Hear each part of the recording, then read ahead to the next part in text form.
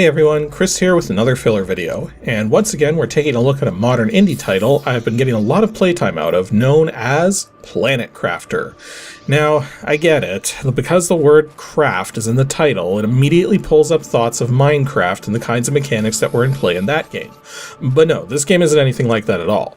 In fact, I would best describe this as a greatly simplified cross between No Man's Sky and Satisfactory, with a strong emphasis on both exploration and base building, and with zero combat, because, well, let's face it, you start the game on a planet which has been deemed suitable to terraform, yet starts out with barely much of an atmosphere, producing very little pressure, freezing cold temperatures, and no oxygen to breathe. Thus, your task is simple: turn this worthless hunk of rock hurtling through the cosmos into a paradise. Now, something I need to preface before I go too in-depth into the experience is that, despite the focus on exploration, the progression through the game's mechanics is extremely linear. So my recommendation for those of you watching is that the moment you find the game interesting, stop watching and grab a copy yourself, because the deeper this review goes, the more things which are going to get spoiled. Though I'm only going to be taking this review so far, as I don't want to spoil everything. Basically, I'll be covering most of the early game, some of the mid-game, and virtually none of the late game.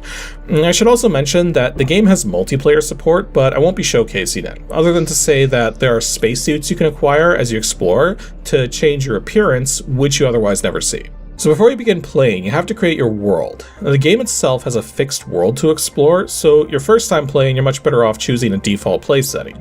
But once you have the layout of the world memorized from your first playthrough, you're almost certainly going to want to tweak the world parameters to custom settings on subsequent playthroughs.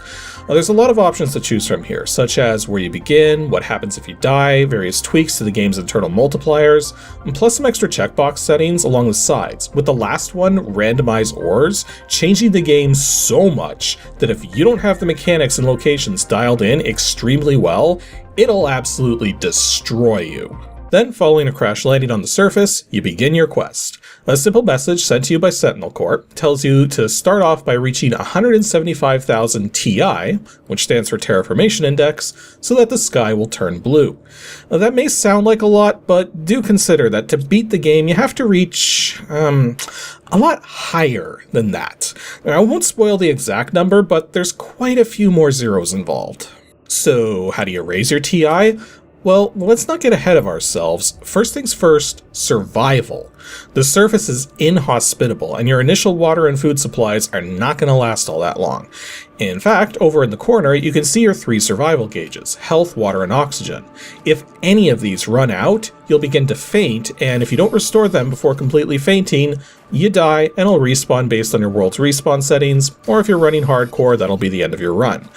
Health is restored by eating, water is restored by drinking, and oxygen is restored with oxygen capsules, or by taking refuge in either your initial landing capsule or inside any bases you create. To get you started, the game gives you some simple tasks to perform in the top corner, such as building yourself a better backpack and oxygen tanks in order to survive the world outside better.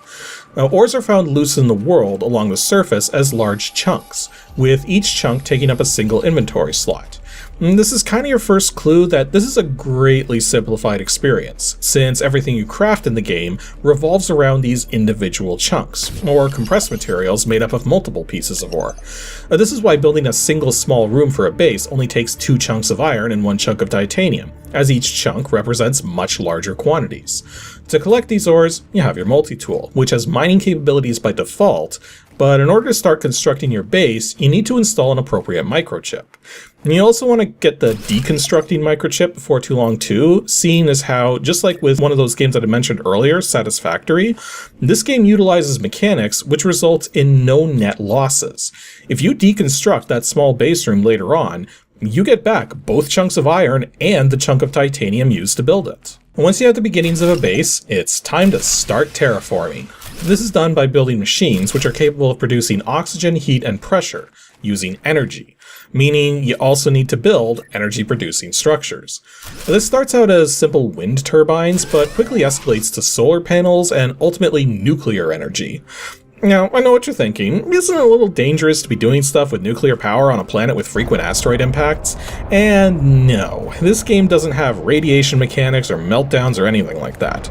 You can carry as much uranium on your person as you'd like with zero consequences. Again, this is a simplified experience, so if you're thinking too deeply about it, then you're kind of missing the point. To help spur you along in the beginning though, you're going to want to do some exploration, as you'll routinely find storage crates strewn about which fell out of ships which had crashed on the surface, or heck, you can even find those wrecks yourself and explore inside. The only trick is that any storage crates you find out and about or in wrecks tend to have leveled loot, meaning the longer you can hold out opening them, the more intriguing their contents may be. But if you avoid all of them in the early game, you may end up woefully underprepared for what you need to build. So it's best to open at least a few such crates as you're getting started. In fact, if you don't, you're going to find your food supplies running out well before you're ready to grow your own food. In fact, I have a couple really good early game tips for getting the most out of your exploration. The first is to always keep at least one pack of space food, one water capsule, and one oxygen capsule on you at all times. This way, if one of those stats runs low, you can restore yourself and have time to get back to your base. Water capsules are crafted out of a single unit of ice, and oxygen capsules out of 2 units of cobalt. The second tip is that the best way to explore a wreck is to make a mini base right by the wreck, with my preferred mini base design being a single small living compartment, a door to get inside, a tier 2 crafting station, a single wind turbine to power it, and either a trio of storage crates early game or a single storage cabinet once the tech to make them is unlocked. To make this entire combination simply requires 8 units of iron, 2 units of titanium, and 2 units of silicon. A big reason for exploring, though, is to collect the things left behind by the people who crashed on this world and weren't able to survive, as many of these things are either impossible to craft yourself, or have crafting requirements you aren't able to fulfill until much later in the game. Seeds and food are the 2 main things, with there being 3 different kinds of seeds: crop seeds, flower seeds, and tree seeds. The trees don't come into play until the mid-game, but flower seeds are used in the early game to make oxygen-generating structures work and to multiply the amount of oxygen they produce, while crop seeds will be used to actually grow food. Now, food has the obvious use of keeping you alive, but every food item has a secondary use as well to keep in mind. Eggplants are used in making fertilizers, mushrooms are used in making bioplastics, squash is used to make more advanced fertilizers, and beans don't really extend much beyond being a food source, except they can be crafted into better food sources and even specialized food sources for certain aspects of the late game. As you're laying things out though, you're almost certainly going to exceed your power limits by some point, causing a low power state. In this state, your bases will still refill your oxygen while you're inside, but no other things will run, thus your terraforming process will grind to a halt. You can recover from a low power state either by crafting more power generating structures, or by removing power demanding structures until you're back below your maximum power output. A screen you can build early on lets you see exactly where all your generation and demand is coming from. This kind of leads into one thing which may seem a little weird when you think about it. Once you craft the screens which show you your progress towards terraforming the planet, you're going to notice that things seem to come up a bit too soon. I mean, the thing is, the numbers start at 0, so I like to think of the progress less as the current oxygen, heat, and pressure levels, and rather instead how much you've altered them by, thus why the numbers involved seem so low compared to the actual numbers here on Earth. Raising these numbers is ultimately how you unlock new things to craft, almost none of which are self-boosting. For instance, if you want better heat generation, you don't raise your heat, you raise other things like oxygen. Or if you want better pressure generation, you don't raise your pressure, you raise other things like heat.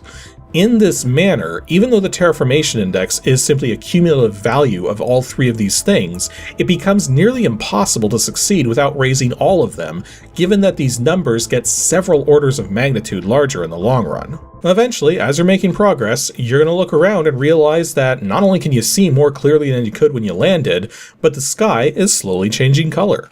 Sure enough, you'll hit blue sky and then the game's hand-holding is officially over with. But you still have a long way to go.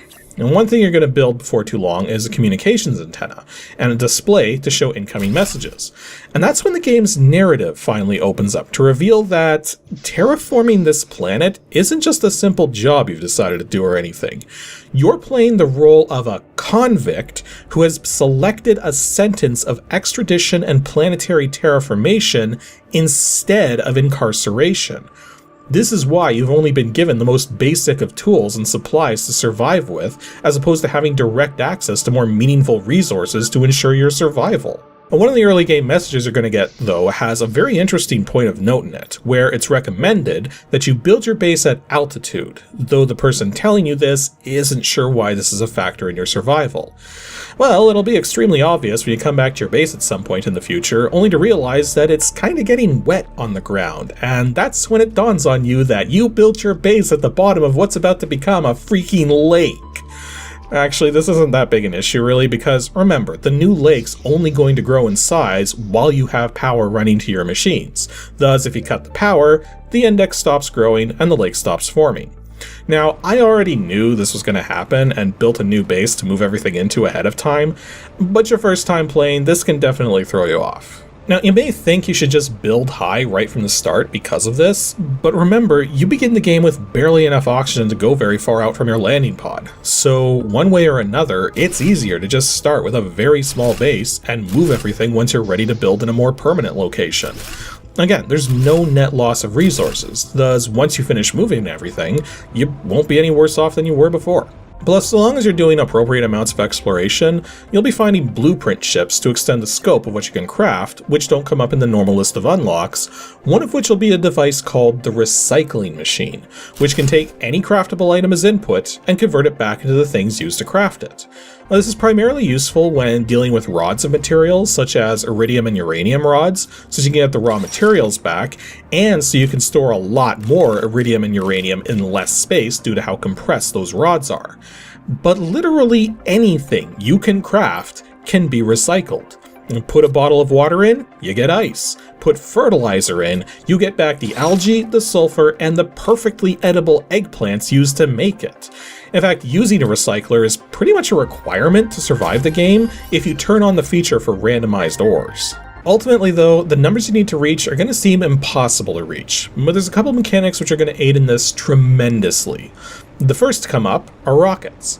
By launching special satellites into orbit on rockets, you can apply rather large multipliers to the generation rates of the planet's stats. With the first two rockets you're able to craft, being able to raise the global heat and pressure rates of all generating machines by 1000%.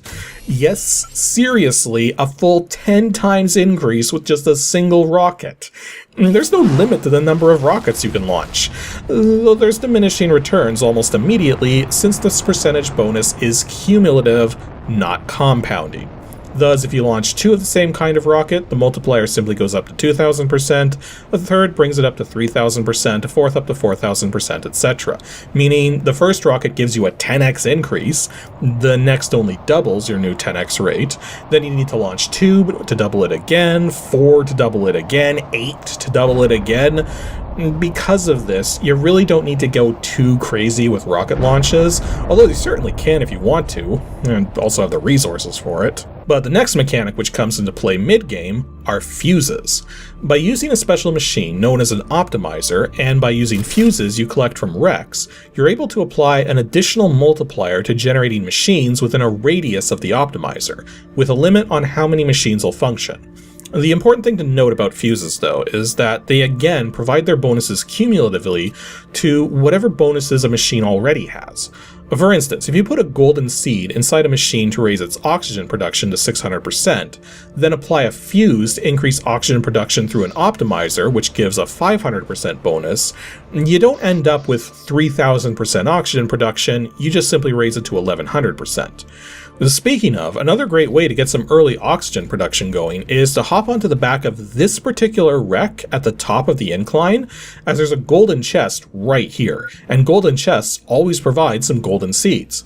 Plus, deconstructing the chest will get you a piece of super alloy a good bit sooner than you otherwise would. By the way, now would be a good time to point out that some of the mechanics in the game are a bit unusual, such as the jetpacks. Once you have a jetpack, you're going to notice it doesn't really raise you off the ground all that high.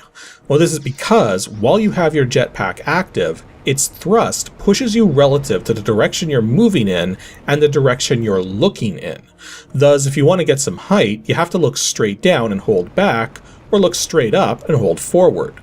That said, jetpacks give you some considerable forward velocity, and so long as your jetpack is firing, you're never going to take fall damage. Plus, they have infinite use, so they're a little unorthodox, but ultimately will do what you want them to with a little effort. Another unusual thing is that solar panels always generate power, even during the very brief nighttime periods of the planet. Again, this game isn't going for accuracy, it's going for simplicity. And this is intentionally designed to be a much more casual experience than other similar games. Heck, even the drones you get to aid in automation right as you're exiting the mid-game into the late game are incredibly simplified, as each inventory gets a gear icon and can be set to supply or demand specific items, along with being able to set the demand priority between -1 and 5, where 5 receives its demanded items first and -1 receives them last. Then the drones just simply check to see which supply inventories have things which a demand inventory wants, and drones will be sent out to make exchanges as appropriate. This kind of leads into some of the game's shortcomings though. For starters, because the experience is incredibly simplified, there's a lot of things you just can't really set up. With the drone mechanics, you can't really set up buffer inventories since you can't supply and demand the same item from the same inventory, nor can you make the recycler part of an automation cycle, seeing as the activation of the recycler and collection of its output is entirely manual. Also, because you need drones before you can automate the disintegration of excess items, the early game resource mining mechanics, despite being capable of being automated, remain primarily delegated to manual collection and sorting. In fact, while doing my playthrough for this video, I managed to skip Tier 2 ore mining entirely and went straight to Tier 3 once I was ready to, as Tier 3 is the point where you're able to define exactly what you want mined in each miner. Another shortcoming really is the fact that, as I'm writing this, you only get the one planet to explore. There is a late game procedural mechanic for what are essentially randomly generated wrecks, but this really isn't the same thing by any stretch, given that the main world is entirely handcrafted. Plus, you gotta keep in mind that this game was primarily made by just 2 people. Yet seriously, asking for more planets with the same level of depth is essentially like asking this duo to make a brand new game. Which is kinda what they're doing for the DLC. Yeah, as I was in the middle of preparing this video, the first bit of paid DLC for this game was announced, and it's basically a brand new handcrafted planet to explore. That said, without that DLC, or even once it's available and you've played through it, future playthroughs generally end up being more so about challenging yourself rather than exploring these worlds, since you already know where everything is. One thing I would find interesting though, if the devs could make it happen, would be if more wrecks were present on the main planets, yet only a fixed number of those wrecks were present in each playthrough. Thus, you were never sure which wrecks you could or couldn't find until you tried looking for them. Plus, it would be nice if, when randomized ores was enabled, that the caves where certain ores are normally present would change appearance to reflect what ores are primarily there following. Such as if iridium and uranium were swapped, if the caves those ores were found in also changed their appearances to match.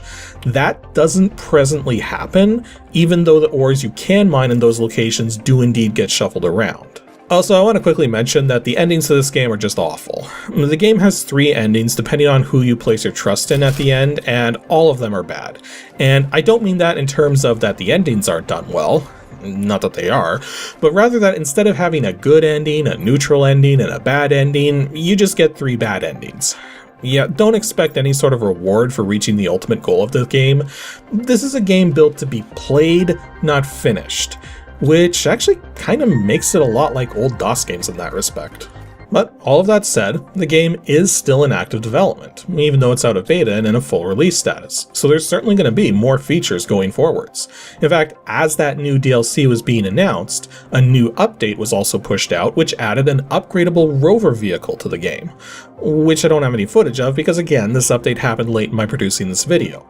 Now, me personally, I'm hoping for proper VR support sometime in the future, but I can see the appeal to having a vehicle in the game, though it does kind of seem like a redundant addition given how powerful the jetpacks are, but then maybe the jetpacks also got nerfed to make the rover more suitable.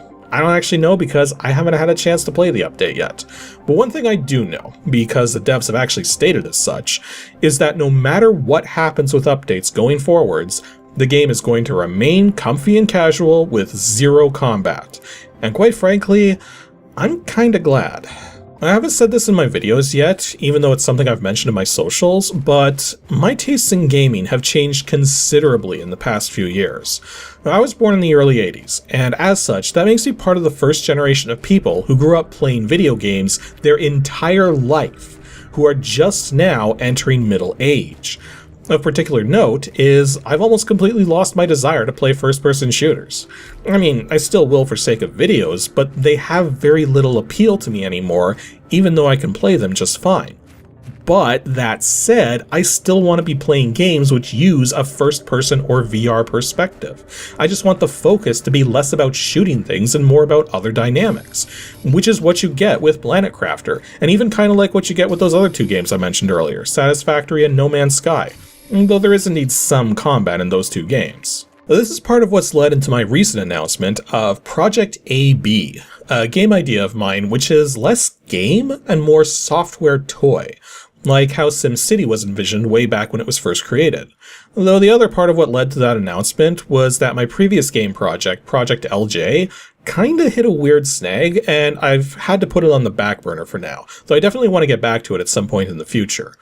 All I've shown of Project AB so far is the beginnings of its internal first-person level editing capabilities, as you can see now. But in the long run, this only represents the foundation upon which I'll be building its pre-made worlds and challenges, resulting in a kind of game which doesn't actually exist right now. Thus, I have no idea whatsoever how successful it may or may not be, just that it's a first-person and VR-capable idea which doesn't focus on shooting things, and that if my tastes are changing to want something like this, I can't be the only one. Because of that, I really feel that Planet Crafter was created with much the same mindset, and I really appreciate what it is despite its shortcomings. It is a simple game with simplified mechanics that's very easy to play, and would almost qualify as a casual game if not for the fact that it plays just like a first-person shooter, but without the shooting. Games like this one are filling a developing niche for people like myself who want games which play like casual games but don't feel like casual games, and I'm hoping to add to that niche myself in the next couple years or so. Anyways, for those of you who want to check out Planet Crafter, you'll find a link to its Steam page in the video description where you can download a free demo version which goes through the initial parts of the experience, or purchase the full game, currently priced at $24. Which, yeah, it used to be cheaper, but that was before it left early access, seeing as most games do go up in price after their early access period. As for progress on my own Project AB, I'll post updates on my socials and occasional exclusive content over on Patreon as I reach various milestones or get certain things working, but it's still extremely early in its development. I haven't even revealed its core theme yet, and it's still going to be at least a year or more until I do. But as shown, I'm at least actively developing this one and not just laying it out in design docs. Anywho, that'll be all for today's filler. Next up, 2 Saturdays from now on September 21st will be a standard review, episode 332, where we're going to be taking a look at some more pinball. A lot more pinball, as we're covering something which came with more tables to play than even a complete copy of Epic Pinball did. So definitely stay tuned to see one of the big releases Epic was competing against.